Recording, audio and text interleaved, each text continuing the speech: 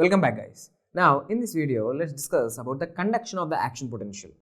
How the action potential is going to be conducted in unmyelinated neuron as well as a myelinated neuron. Okay, already we have discussed what exactly is the action potential in the first part. Now in this part 2, we'll be discussing about the action potential conduction. Okay, now look at here. Here are two neurons I'm showing. Okay, I'm showing here two neurons. The first neuron is having a myelination. It's a myelinated axon. The neuron is having the myelination. And here there is no myelination in the second neuron. Okay. So how exactly the action potential will be conducted? Okay. Say, for example, let's take a unmyelinated neuron. Okay. Imagine this is a unmyelinated neuron. So there is no myelin sheath. Okay. Now let's divide this into three parts. Okay, 1, 2 and 3 areas, let's say. Okay, 1, 2 and 3. Now look, for example, here there is a stimulation. Okay, you are stimulating this neuron. You know what is the voltage here? Minus 70 millivolts, and whatever the stimulus that you gave, it is powerful enough to take the voltage from minus 70 millivolts to minus 55 millivolts. Okay, so threshold is attained, threshold potential reached because of the stimulus. So now what happens? Whenever the threshold potential is attained, now the voltage gated sodium channels are going to open here. The voltage gated sodium channels are opened. Now because of the opening of this voltage gated sodium channels, you know, the activation gate, inactivation gate, now the activation gate opened, so the sodium comes into the cell. The voltage gated sodium channel open, the sodium coming into the cell. Now because of the sodium influx, there will be depolarization. The membrane voltage from minus 55 millivolts, it is going to 0 and even greater than 0. So there will be overshoot. Okay, it's even going above plus 10 plus 20 millivolts. Okay, depending on the different types of neurons. Okay, so now there is a depolarization because of the sodium influx. So the membrane is getting depolarized. This part is getting depolarized. Now look carefully. Whatever the sodium came here, whatever the sodium is coming here, this sodium, it is traveling to the other part also. It's going in the bidirectional way. So this sodium, whatever came, okay, now that sodium is going to cause a depolarization, and don't think that sodium is going to stay in that particular region. No, the sodium whatever have came into the cell, it's also going to the surrounding region.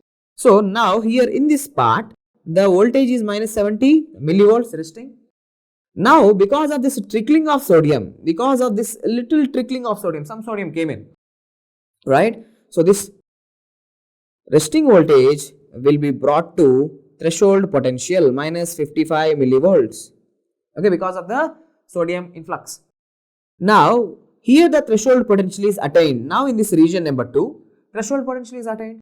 Now you know, once the threshold potential is attained, tell me what happens. Immediately the voltage gated sodium channels, all the voltage gated sodium channels in this part, okay, in this part are going to open. So sodium comes into the cell. Now because of the sodium influx from the voltage gated sodium channels, okay, because of the sodium influx from the voltage gated sodium channels, now what happens? Again here also there will be depolarization. From minus 55, the voltage will cross 0 and even plus 10 plus 20. Okay, so depolarization occurred. See, the point is here now there is a depolarization. Okay, now here there is a depolarization. Now when this part 2 is getting depolarized, what happens? What happens in the area number 1? In the area number 1, what happened? Is depolarization completed. Okay, depolarization completed. The voltage gated sodium channels are closed. The inactivation gate is closed. Okay, the inactivation gate is closed. Now here the potassium efflux started. Potassium is going out of the cell. Okay, potassium is going out. Okay, potassium is going out. The positive charges are going out. So in the area number 1, what is happening now? There is repolarization. Okay, there is repolarization. Okay. Now the repolarization means this area is again becoming negative. This part of the neuron is getting negative. And what is happening in the area number 2? Because of the depolarization, this area is getting positive. This area is getting positive. Okay. Now look carefully. Now whatever the sodium came into the cell here, now this sodium will also goes to this region, the next region. Okay. Now this little bit sodium, even this it will go to the back region also, but this area is getting repolarized or hyperpolarized. This little sodium is not enough, but this sodium is going to the region number 3. Now what it will do? Now it will bring the resting membrane potential minus 70 millivolts to minus 55 millivolts. Okay. So because of the sodium influx, now threshold potential is attained. Once the threshold potential is attained, now tell me what happens. Now the voltage gated sodium channels in the area number 3, they are going to open. Now sodium can come into the cell. Because of this rapid sodium influx from the voltage gated sodium channels, now what happens is there will be depolarization. The membrane voltage is going from minus 55 millivolts to plus 10 millivolts or plus 20 millivolts. Okay, there will be rapid depolarization.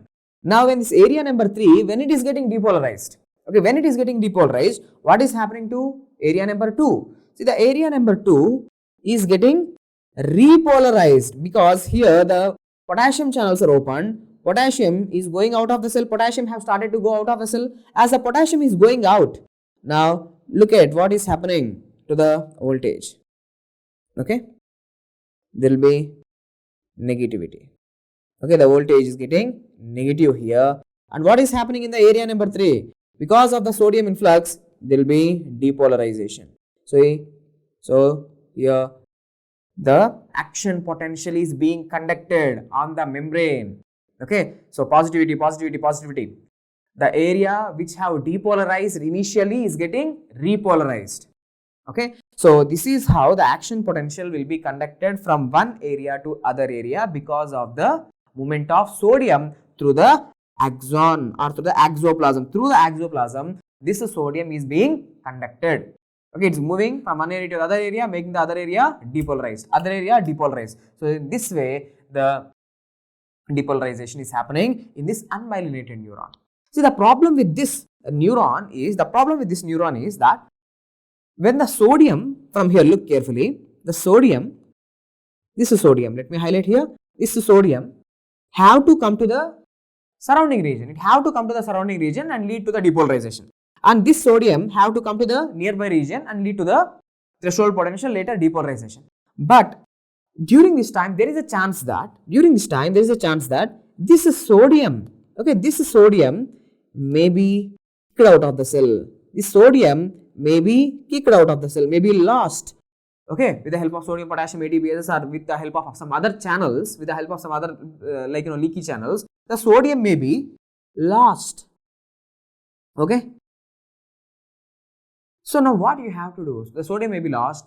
So it takes a lot of time. It takes a lot more sodium to travel, and it takes a lot of time for the conduction of action potential.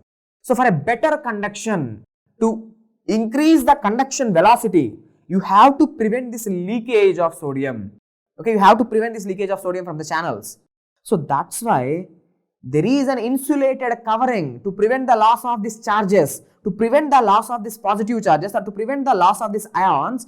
You have to put a wrap around the axon. You have to put an insulated wrap around the axon. See, these insulated wraps are called as myelination or myelin sheaths. Okay, so now look at what is happening in the myelinated axon.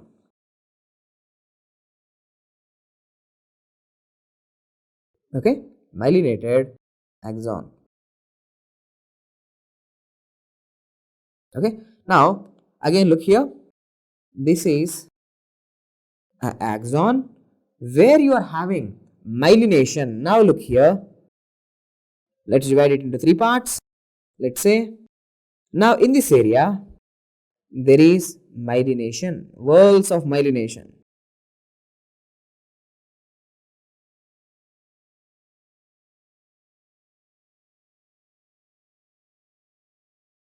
Okay, these are the layers of myelin sheath. Now look carefully. What is happening? Now, this area number 1, okay, this area number 1 is getting stimulated. This is 2, this is 3. Now, when you stimulate here, okay, when you stimulate here, now what happens? From the resting membrane potential minus 70 millivolts, it is going to threshold potential minus 55 millivolts. Threshold is reached because of the stimulation, whatever the stimulation you gave, maybe electrical stimulation. Okay, you have given enough stimulation, you have given the Rio base, the minimum stimulation what is required. Okay, then you have given. Okay, so once the threshold potential is attained, now immediately what happens? There will be depolarization. Okay, once the threshold potential is attained, there will be influx of sodium. Okay, there will be influx of sodium. Okay, now this sodium, what it will do? It will go to the surrounding region. Now it is traveling to the surrounding region. But in this area, look, in this area, there are very few voltage gated sodium channels, and that too this area is highly myelinated. So now this sodium, whatever have came here into the exoplasm, it is unable to be kicked out. It is not going to be kicked out because this area is highly myelinated. So there is very less chance for the loss of this sodium. Okay, see, actually here I am showing you a very big magnified view, but this myelination is there in a very little area, like 1 micrometer. Okay, so now the sodium is coming to this area. Now immediately the sodium is going to come to the area number 3. So it's skipping the area number 2 and directly coming to the area number 3. Of course, it is coming through the area number 2. What I meant is it's coming quickly because of insulation. So now when the sodium is coming here, okay, when the sodium is coming here, now look what is happening. From the resting membrane potential, threshold potential is attained. Now in this area, directly in this area, the voltage gated sodium channels are opened. So because of which there will be sodium influx. Now when the sodium is coming into the cell, now this area is getting depolarized. Okay, depolarized. First this area is depolarized.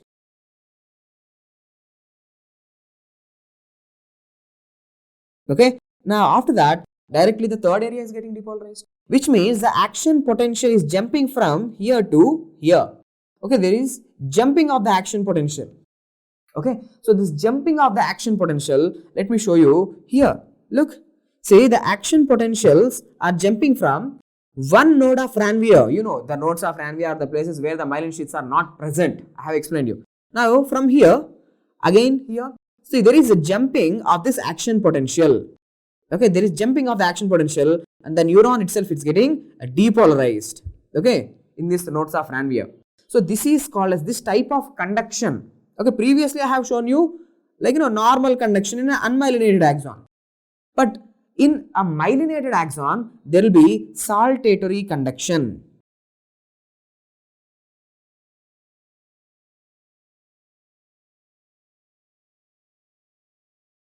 Okay, there will be saltatory conduction. So because of the saltatory conduction, there is jumping of the action potential. So what happened to the conduction velocity? The conduction velocity increases. So what is the importance of myelination? See, importance of myelination.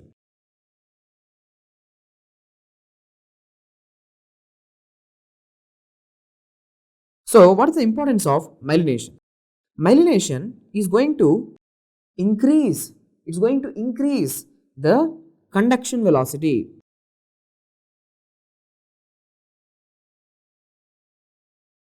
Because it is providing the insulation, it's providing the insulation. Say, in this area, for example, see in the area number 2. Okay, look at the area number 2. Now, what happened here? There is a thick myelin sheath. In this area, there is a thick myelin sheath. Due to the presence of this thick myelin sheath, do you think the sodium, whatever have came in the cell, do you think it will be lost? It will be going out again? It will be going into the extracellular fluids? No. Now, for this sodium to go out, there is a lot of resistance. For this sodium to go out, there is a lot of resistance because of the myelination. The myelination is a thick sheath. It is offering the resistance. So now, because of this myelination, what exactly is happening is there is increase in transmembrane resistance. So they will ask you this thing. So in myelination, what it will do? First thing, myelination increases the conduction velocity. Saltatory conduction. Myelination is responsible for the saltatory conduction. Okay, good. It increases the conduction velocity. Second thing, good. It increases the transmembrane resistance. True. It increases insulation.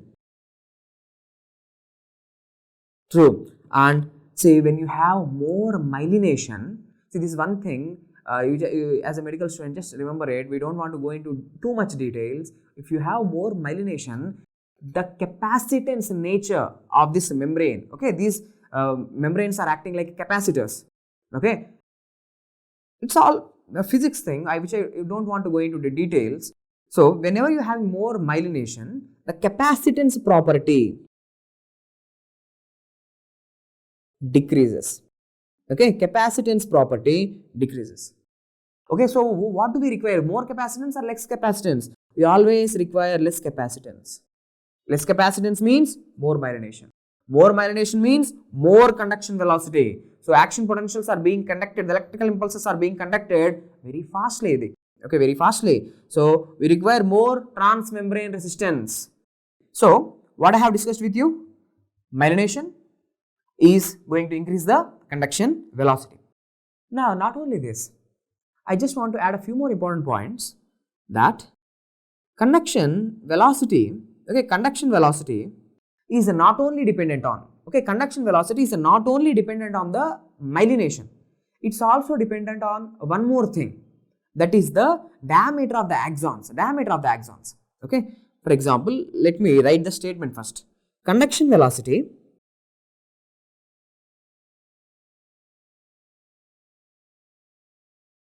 is also dependent on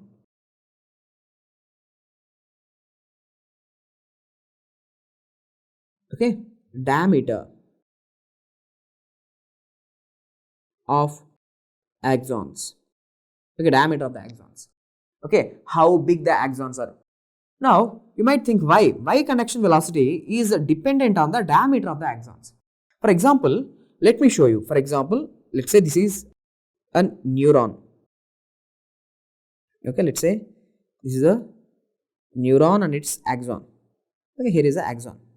Now you know, from this area, okay, from this area, the sodium, whatever came into this area, from the voltage gated sodium channels, sodium came in, you know it, okay, sodium comes in. Now this sodium have to go through the exoplasm, it have to go through the axon, okay. So there will be some resistance for the movement of this sodium, okay. Imagine this is the axon which is having very less diameter, so it will be hard for the sodium, to go through such axons which are having less diameter, okay. So this resistance, the resistance offered for the movement of, the resistance offered by the exoplasm for the movement of sodium is called as exoplasmic resistance. Exoplasmic resistance, okay. Now tell me, if there is more exoplasmic resistance, there will be, or it will be hard for the sodium to come into the surrounding region. So what happens? The conduction velocity is decreasing. So now let's make something like this. If the diameter is more, if there is more diameter, it's wider, it will be easy for the sodium to go, it will be easy for the sodium to enter into the next region. So diameter, if it is more, means what happened to the exoplasmic resistance? Exoplasmic resistance will be less. More the diameter, less exoplasmic resistance. Resistance is bad, we don't want resistance. So there will be less exoplasmic resistance. So what happened to the conduction velocity? Conduction velocity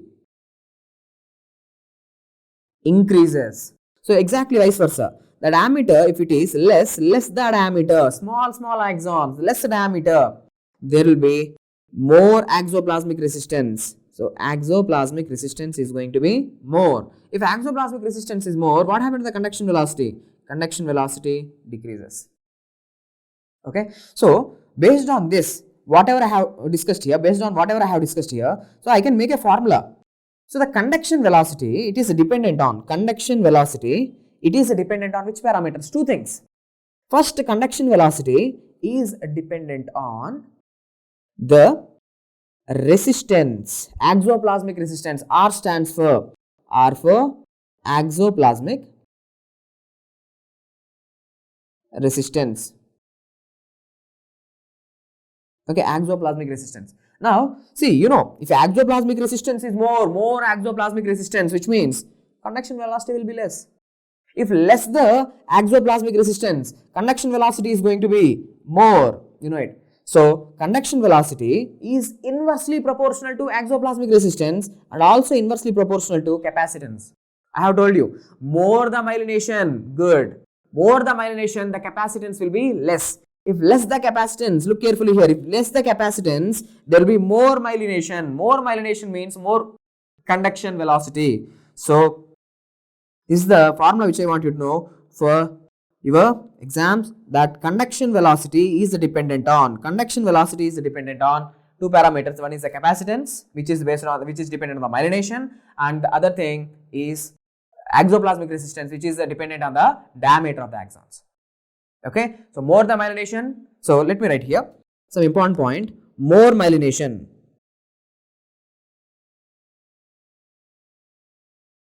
more conduction velocity. Simple. Is this true or not? More the myelination, more conduction velocity.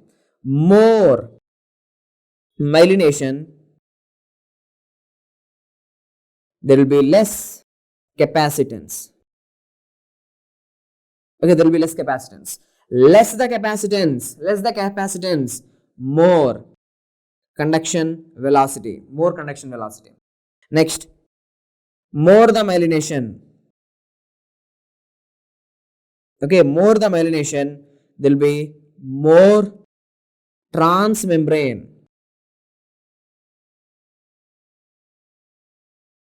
resistance. More the transmembrane resistance. Transmembrane resistance is actually good. More the transmembrane resistance means more the insulation. Okay, if there is more insulation means there will be less leakage of sodium. So more will be conduction velocity. More will be the conduction velocity. More CV. Next, more diameter of the axons. More diameter of the axons, more will be conduction velocity. Or I should say, more diameter, less will be the exoplasmic resistance. Okay, but less will be the exoplasmic resistance. Less the exoplasmic resistance, more conduction velocity. Okay, so these are all the same things which I want you to know for your exam.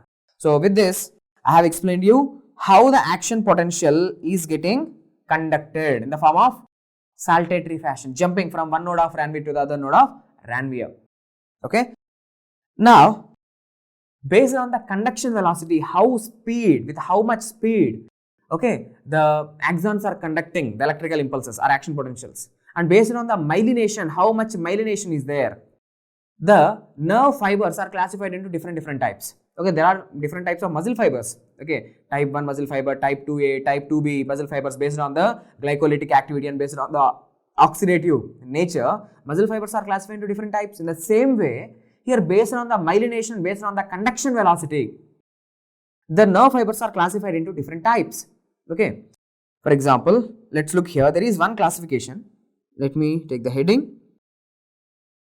Classification of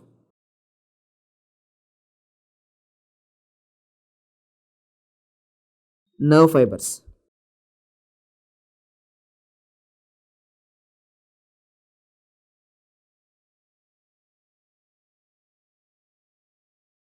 Okay, classification of nerve fibers.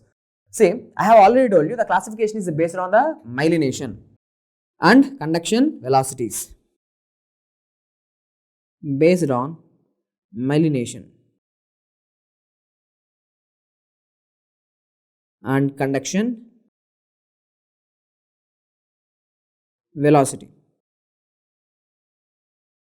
Now see, this is very easy. Okay, actually this topic is very easy and important. Now imagine there are two people. Okay, they are classifying these nerve fibers. One person classified them as A, B, C based on the amount of myelination. Okay, these neurons are having more myelination, so let's call it as A. These neurons are having little myelination, so let's call them as B. These neurons are having no myelination, so let's call them as C. So one person, okay, let me tell you directly. So these persons like Erlanger and Grasser, okay, these Erlanger and Grasser, these scientists, they have classified the nerve fibers, okay, they have classified the nerve fibers based on the myelination and conduction velocity into A, B and C type, A, B and C, okay. But there are certain other scientists, okay, they have classified the same nerve fibers, they call the same nerve fibers, instead of calling them as A, B, C, they call them as 1, 2, 3, okay, 1, 2, 3, 4. So this is called as a numerical classification. So there are two classification systems, okay, there are many classification systems, but widely used and important for your exam are Erlanger-Grassi classification, numerical classification. Erlanger-Grassi are the scientists, and numerical classification is given by the Lloyd and Hunt, okay.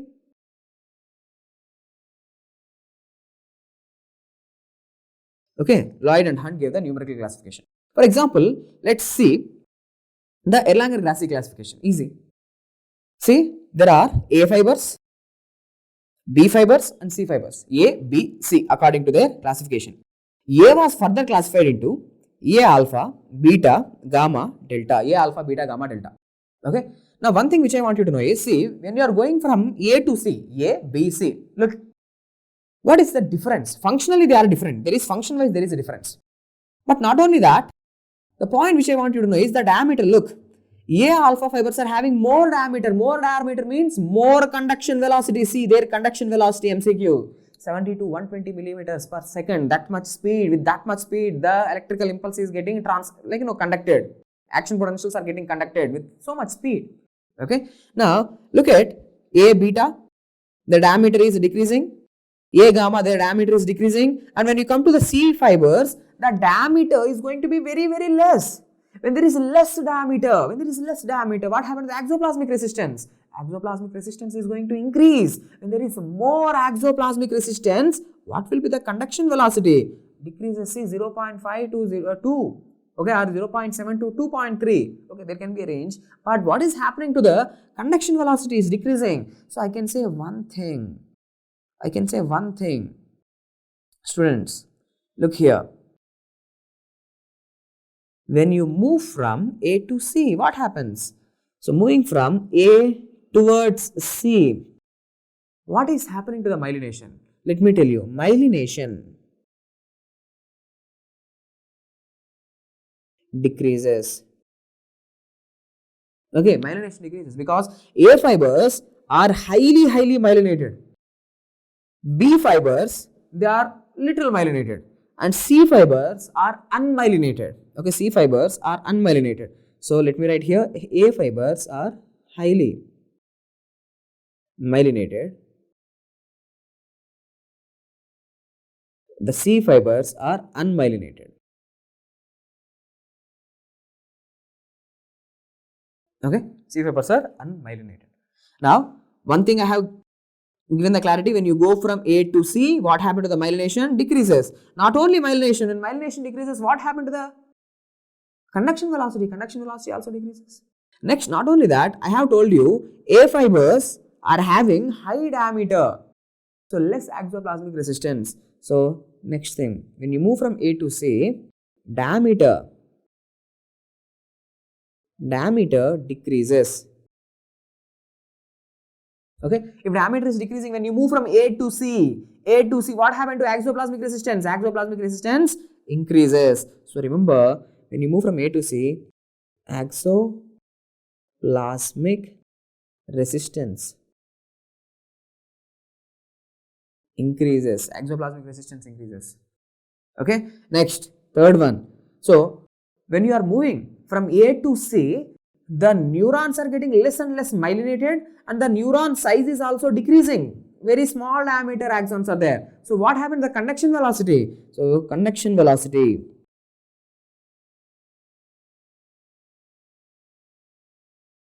Okay, conduction velocity decreases. Okay, the diameter decreases, myelination decreases, and conduction velocity also decreases. These are some important points which I want you to know. That's why even in this image, in the comparison thing, see what is happening when you are going from A to C. Okay, A to C. What is happening? Diameter decreases, velocity decreases, and myelination also decreases. Okay. Now let's see the function. Okay. Now look, A alpha fibers. Look at the A alpha fibers. A was further classified into A alpha, beta, gamma, delta, and you know A alpha fibers are having highest conduction velocity. That's the MCQ. Okay, let me write here itself. Sir, A alpha fibers have highest conduction velocity. MCQ. A alpha fibers are having highest conduction velocity. Now, according to Erlanger-Grassy classification, they are A alpha fibers. There are two functions of the A alpha fibers. A alpha fibers. Okay, they are doing two things. One is proprioceptive function, sensory function, proprioceptive function, information about the joint sense and joint positioning. This information, for example, flexion, extension. My brain knows how much there is flexion, how much there is extension. My body knows where are my joints. Okay, my body knows where exactly is my ankle, how much flexion, how much extension, what is the, all this position about the body. My brain is knowing this information. My brain is knowing this information. So this information about the proprioceptive information is taken by which fibers? A alpha fibers. A alpha fibers. So they are doing proprioceptive function, and they are also doing some motor function. Okay, they are A alpha fibers, you know, A alpha are the motor neurons, alpha motor neurons. They will cause the contraction of the muscles. Okay, so A alpha fibers are both sensory as well as motor. Important. A alpha fibers, A alpha, they are both sensory as well as motor. What is the sensory function? Proprioception. Okay, proprioceptive information from your muscles, from your joints. And what is the motor function? These A alpha fibers are alpha motor neurons. They will cause skeletal muscle contraction. Okay, skeletal muscle contraction. Okay, so students, don't confuse. Proprioception is going through a fiber. A proprioceptive information is going through a nerve fiber. So this nerve fiber is A alpha fiber. Okay, it's a totally different fiber. And there are alpha motor neurons. Alpha motor neurons, they are causing the contraction of the skeletal muscles. They are also considered as A alpha according to Erlanger-Grassy classification. This Lloyd and Hunt, they have made it little bit easier. Look, according to Erlanger-Grassy classification, A fibers, A alpha is there. They are both motor as well as sensory, somatic motor, that's A alpha, as well as they are doing the proprioceptive function. Now, these proprioceptive function, okay, sensory. Look, according to the numerical classification, there are 1A fiber and 1B fibers. Okay, they are further classifying. So, those neurons which are carrying the information from the muscle, okay, the length of the muscle fibers, muscle spindle, see inside your skeletal muscle, there will be muscle spindle. Muscle spindle acts like a receptor. It always checks the length of the muscle fibers. Length of the muscle fibers will be detected by the muscle spindle. From the muscle spindle, this proprioceptive information, from the muscle spindle, the proprioceptive information have to come into the central nervous system. So these nerve fibers, okay, these nerve fibers which are taking the proprioceptive information from the muscle spindle, they are considered as 1A. Okay, 1A. 1A here are nothing but A alpha in the Erlanger-Grassy classification. Okay. Now, 1B. What they are doing? They are also doing the proprioceptive function only. But where they are carrying? From where they are carrying the information? See, you are having skeletal muscle. Now, skeletal muscles, they are having tendons. In the tendons, there will be Golgi tendon organ. Okay, in the tendons, in my tendons, in the tendons, there will be Golgi tendon organs. Golgi tendon organs acts like receptor. What they detect? What they detect? They detect the tone. They detect the tension on the tendons. Okay, they detect the tension on the tendons, not the tone, sorry. They detect the tension on the tendons. How much tension is there on the tendons? Okay, so your central nervous system knows this information. Okay, how much tension is there on the tendons. So from the tendons, from the Golgi tendon organs, there is this nerve fiber which is taking the information about the proprioception. Okay, which proprioception? Tension on the tendons. It's a proprioceptive information. So there is this nerve fiber which is taking the information to the central nervous system. How much tension is there? How much tension is there? So this proprioceptive information is taken by 1B fiber. So 1A fiber and 1B fiber both are taking the proprioceptive information. 1A is taking the proprioceptive information from the muscle spindle and 1B is taking the proprioceptive information from the Golgi tendon organs. Okay. So according to Erlanger-Grassy classification, there are 1A and 1B proprioceptive. According to, not Erlanger-Grassy classification, Lloyd and Hunt, okay, numerical classification, there is 1A and 1B which is carrying the proprioceptive information. According to Erlanger-Grassy classification, A alpha fibers, they are both proprioceptive as well as motor. Okay. Now A beta fibers. What is the function of A beta fibers? Look, A beta fibers carry information about the touch. When someone comes and touches your body, the touch receptors will be activated. You know, Meissner's corpuscles, Merkel cells, like Pacinian corpuscles, touch receptors. Touch receptors will be activated. Now that touch receptors are attached with the first order neurons. The first order neurons which are carrying this touch information, the first order neurons, the nerve fiber which is carrying this touch information to the central nervous system is called as A beta fiber. So A beta fiber is carrying which information to the central nervous system? It is carrying which information? A beta fibers carry touch information. Okay, and if you can remember also pressure, touch and pressure. Okay, now A gamma motor neurons. Gamma motor neurons, they are the motor innervation to muscle spindle. Okay, motor innervation to the muscle spindle. Say your extrafusal fibers, your skeletal muscle. Okay, your skeletal muscle is made up of extrafusal fibers and intrafusal fibers. Your skeletal muscle is contracting. The extrafusal fibers, actin and myosin, the extrafusal fibers are contracting because of the alpha motor neuron. See this alpha motor neuron, somatic motor neuron. When a extrafusal fiber is contracting, at the same time the muscle spindle which is made up of the intrafusal fibers, it should also contract.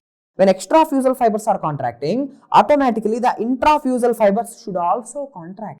So who will cause this contraction of intrafusal fibers? That is gamma motor neurons. So gamma motor neurons are the motor supply to intrafusal fibers or muscle spindles. Okay. Next, A delta fibers. A delta fibers, what are they doing? A delta fibers, they carry the information about the fast pain, important MCQ, fast pain, sharp pain, epikratic pain. Okay, so this fast pain is carried by A delta fibers. Someone comes and pricks you, okay, someone comes and pokes you. So you are going to immediately feel that pain. Okay, certain pain sensations need to be conducted fast. Okay, so fast pain is carried by A delta fiber. So that fiber which is carrying the fast pain, okay, that fiber which is carrying the fast pain is called as A delta fiber. It also carries cold sensation, okay, and also it can carry touch fiber, touch also it is going, but anyway, A beta fiber carries touch and pressure, A gamma fiber carries the motor innervation to the muscle spindle, A delta carries the pain, fast pain as well as cold sensation, important for your exam, very important for your exam. Okay, now B fibers, okay, B fibers are preganglionic sympathetic nerves, Now for example, let's say if this is the spinal cord, from the thoracolumbar region, you know, there will be sympathetic neurons that will be coming out. These are the preganglionic sympathetic neurons. These sympathetic neurons, where they will go and end up in the ganglion. And from the ganglion, who will start? Postganglionic sympathetic neurons will start. So preganglionic, these preganglionic sympathetic neurons are less myelinated. Okay, so they are coming under B. They are little less myelinated, and their like diameter is also intermediate. But if you look, these postganglionic fibers, they are unmyelinated and they are having very less diameter. So the postganglionic sympathetic, okay, postganglionic sympathetic are C fibers. Preganglionic sympathetic are B fibers. Not only these fibers. Other fibers, okay, other fibers which are carrying the slow pain and hot sensation, even those fibers which are carrying the slow pain and hot temperature or warm temperature, they are also coming under C type E because they are also unmyelinated. Okay, they are also unmyelinated. Okay, so fast pain is carried by A delta, slow pain is carried by C fibers. Preganglionic sympathetic are P fibers, postganglionic sympathetic are C fibers. Slow pain is carried by C fibers, fast pain by A delta fibers. Cold temperature is carried by A delta fibers, warm temperature is carried by C fibers. Okay, so these are the important points which I want you to know. Okay, so Erlanger-Grassy classification A, B, C, numerical classification 1, 2, 3, 4. According to Erlanger-Grassy classification, it is called as a A alpha. According to numerical classification, it is further classified as 1A and 1B. According to Erlanger classification, it is called as A beta fiber which carries the touch. According to the numerical classification, it is called as a type 2 fiber. Okay. According to Erlanger-Grassy classification, it is a C fiber. Numerical classification is called as type 4 fiber. As simple as that. Okay. So these are the important points which I want you to know for your exam. So again, even if it takes some time, now let me write some important points. Temperature is carried by, okay, temperature, it is carried by. First of all, you should tell me how many types of temperature are there? Cold temperature and warm temperature. Cold temperature is carried by, don't think C for C, cold is carried by C. No, cold temperature is carried by A delta fiber, A delta. Warm temperature is carried by C fiber, unmyelinated fiber, slow fiber. Okay. Next, pain. Pain, how many types of pain are there? Slow pain or dull pain, visceral pain. Okay, they can use all these words, visceral pain, or they can use words like burning pain,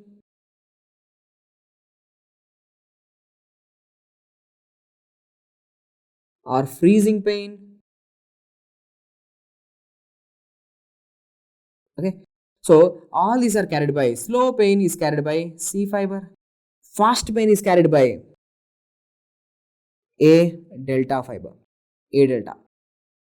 Okay, so temperature and pain are very much important for your exam. And one more important point about the A delta fiber is, if you have damage to the A delta fibers, okay, if you have damage to A delta fiber, the patient is going to have paresthesias.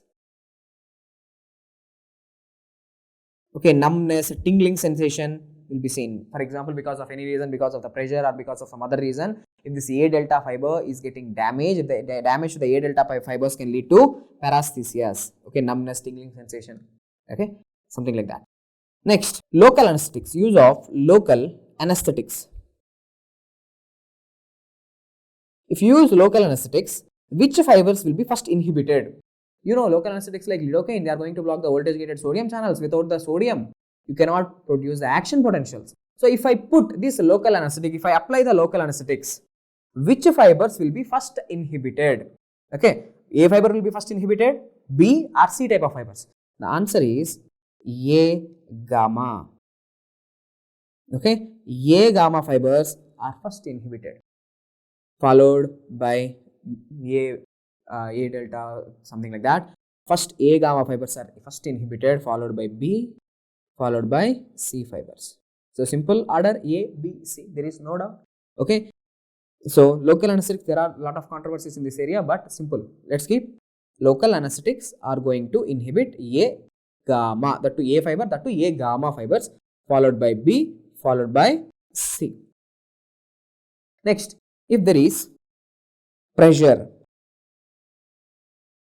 okay, you are sleeping on your hand. For example, you just kept your hand under your head. Okay, while sleeping, you are keeping your hand under your head and you are sleeping.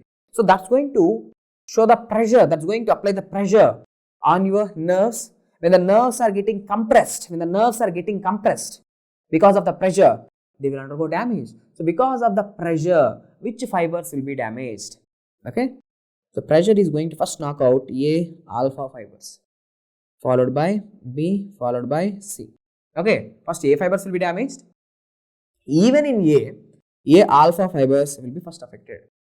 Okay, so that's why when you keep your hand under your head and when you sleep in the morning, because of the damage, okay, if you are doing it on a regular basis for a long time, because of the damage to A alpha fiber, the alpha motor neurons, A alpha fibers are the alpha motor neurons. So in the morning, it will be hard for you to do the contraction. There will be paresthesias, weakness in the muscles because the A alpha fibers are damaged. Okay, A alpha fibers are damaged. Okay, so pressure damages A alpha. Next, hypoxia, there is hypoxic injury. Whenever there is hypoxia, which fibers are very much susceptible? How I used to remember is, hypoxia, is it a good thing or bad thing? It's a bad thing. So, do you welcome hypoxia? No, we are not going to welcome the hypoxia. Hypoxia should go back. Okay, hypoxia is a bad thing. So, remember B, A, C. Okay, back. So, with hypoxia, which fibers are damaged first? B fibers are damaged, followed by A, followed by C. So, these are some important points which I want you to know for your exam. Not only this, next is the spike duration.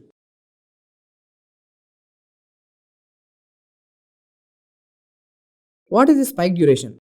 Okay, spike duration means, for example, say normal action potential. Okay, monophasic action potential. I am talking about the monophasic action potential. Look, first you will have resting membrane potential, resting to, first you have to go from resting to threshold. Okay, for example, here is the resting membrane potential minus 70 millivolt. Here is minus 55 millivolt. This is the threshold potential. So let's put it like this. Here is the dotted line, threshold potential. Here is the resting membrane potential minus 70 millivolts. Okay. Now look, once the threshold potential is attained, there will be depolarization. There will be depolarization. After depolarization, there will be repolarization and there will be little bit hyperpolarization, and again you are going to come back to the resting membrane potential.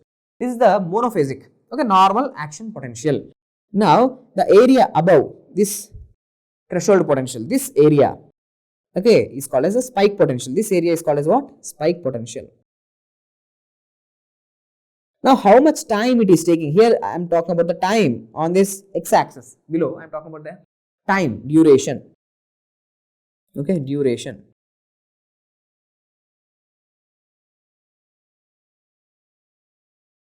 So how much time it is taking? Say action potential is dependent on, the time for the action potential is dependent on, action potentials.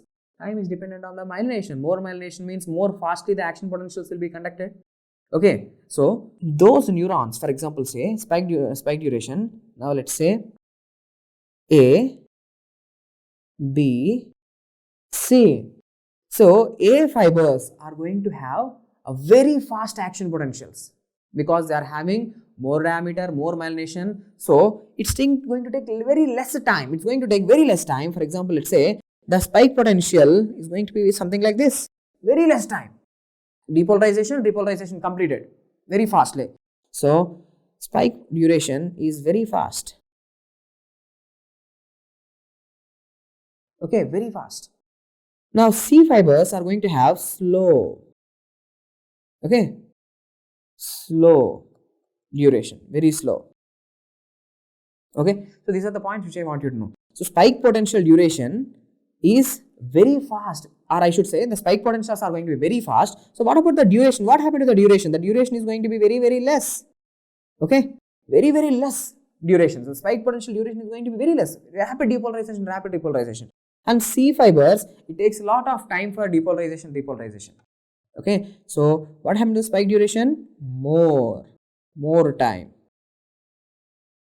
Okay, with this, the important points regarding the classification of nerve fibers, that is the Ederle classification and Lloyd and Hunt numerical classification, completed.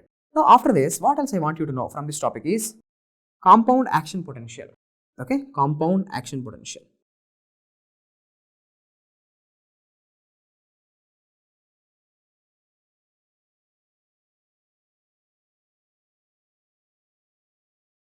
So what exactly is this compound action potential means?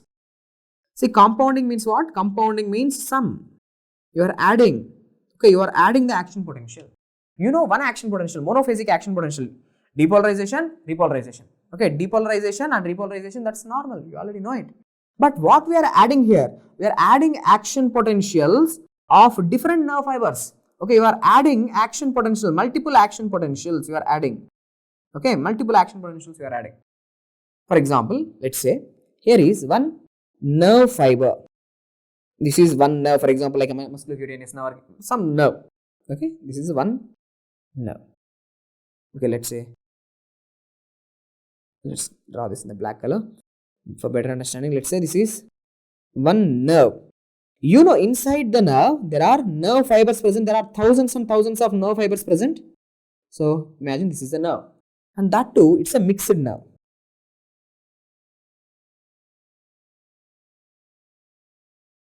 In a mixed nerve, you know, okay, in a mixed nerve, you know, there are different types of fibers present. Motor neurons as well as sensory neurons present. For example, let's say this is first fiber. Okay, one nerve fiber. Inside this neuron, inside this nerve fiber, there is this neuron present. Okay, there is this neuron or this nerve fiber present. For example, let's say this is A alpha type of fiber, which is going to cause a muscle contraction. Okay, which is going to cause a muscle contraction. Next, there is one more fiber traveling like this. This is A beta fiber. You know, A beta fibers are going to carry the touch information. Okay, there are multiple A alphas. There are hundreds of A alphas. There are hundreds of A betas. Many other. I am just representing one. Okay, there is one more fiber. This is, let's say, B fiber, and here let's say there is C fiber. Okay, this is the C fiber. So there are multiple fibers which are present in one nerve, multiple nerves. Okay, there are multiple neurons are present. Now what I am going to do is I am measuring the electrical activity of all of them. I'm just going to plot the action potentials of all this, and I'm going to just add them up, sum them up. Okay, so look what happens. Now let's say first I'm taking the action potential of A alpha fiber. A alpha fibers, you know, A alpha fibers are going to have fast depolarization, fast repolarization. Okay, they are having fast conduction velocities. Their spike duration is also going to be less. Okay, so now look, now this is, let's take the exact colors. Now this is depolarization, repolarization, and hyperpolarization, and again resting membrane potential. Okay, now this is A alpha. Okay, it's because of the A alpha fiber ka action potential. Okay, this is the action potential of the A alpha fiber. Okay, now when I stimulate this nerve, A alpha fiber is producing the action potential. Not only A alpha fiber, B fibers will also produce action potential when you stimulate a nerve. See, when you are stimulating a nerve, not only A alpha fiber, A beta fiber, C fiber, B fiber, they also be activated. So now even B fibers are getting the action potential. See, B fibers are also generating the action potentials. Okay, this is the B fiber action potential. Next, so, no, not B, no, this is A beta. Let's say first this is A beta. Okay, now A beta.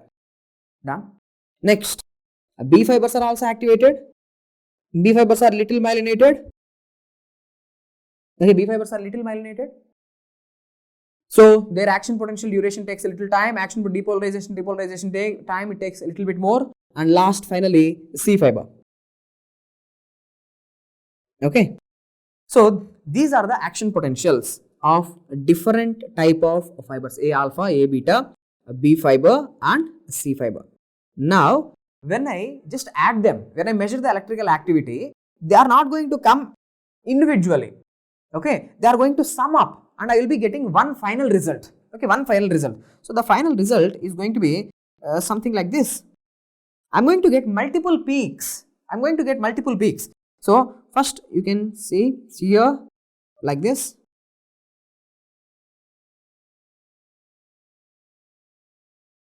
You're going to get multiple peaks like this. So this summed up action potential is called as compound action potential.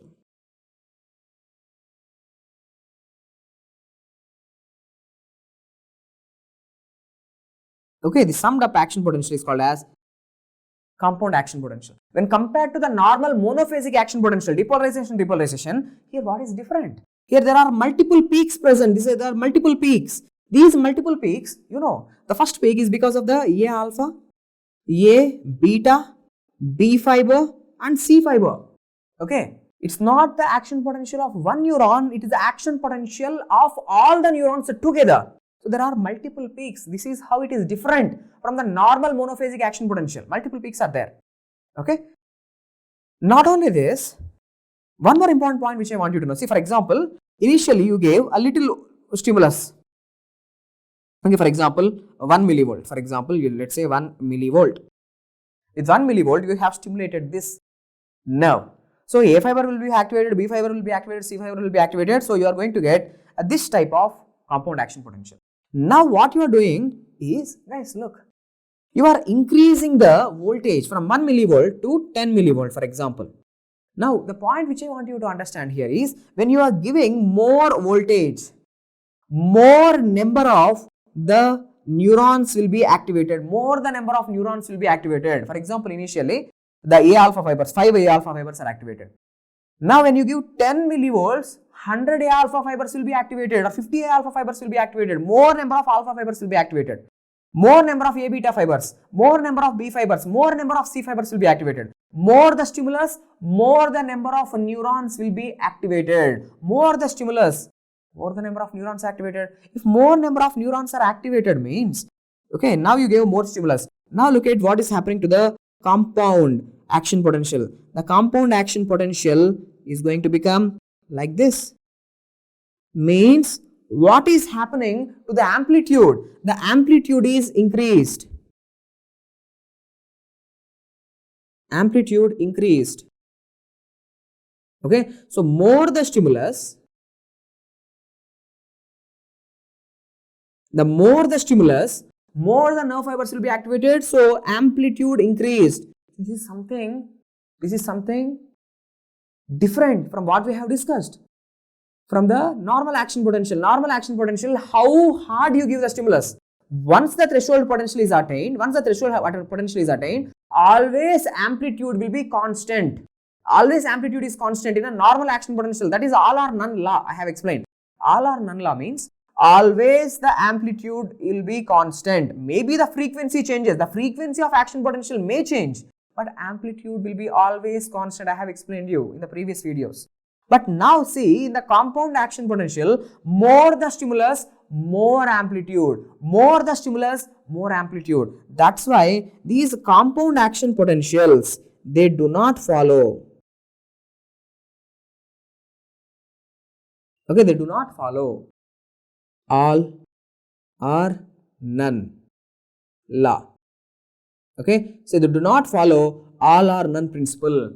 Why? Because I have explained you, more the stimulus, more high amplitudes will be produced in the compound action potential. And why there are multiple peaks? Why there are multiple peaks? A alpha is creating one peak, why A beta, B fiber and C fiber? Because different types of neurons are getting activated. Because of the different types of neurons, there are different types of fibers. A alpha, A beta, A gamma, there are different types of fibers. Their action potentials, conduction velocity will be different, their myelination will be different, so their action potential peaks will be different. So that's why multiple peaks are coming.